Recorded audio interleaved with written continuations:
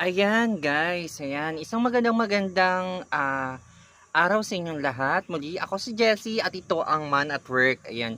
So, sa dami ng demand kung nagtatanong sa akin kung saan nakakabili, saan yung legit na product, saan yung maganda ang bilhan na shop. So, para masagot lahat ng katanungan nyo, ginawa ko tong video na ito para i-promote po yung aking TikTok account na Man at Work 3189 sa TikTok.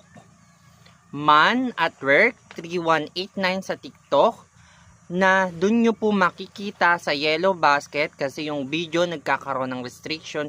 Dun po nyo hanapin, ipapakita ko po dyan yung basket kung saan nyo po mahanap yung mga pinagbilhan ko po na shop at dun po kayo bumili at dun nyo po i-click para po wala po kayong problema sa mga legit product na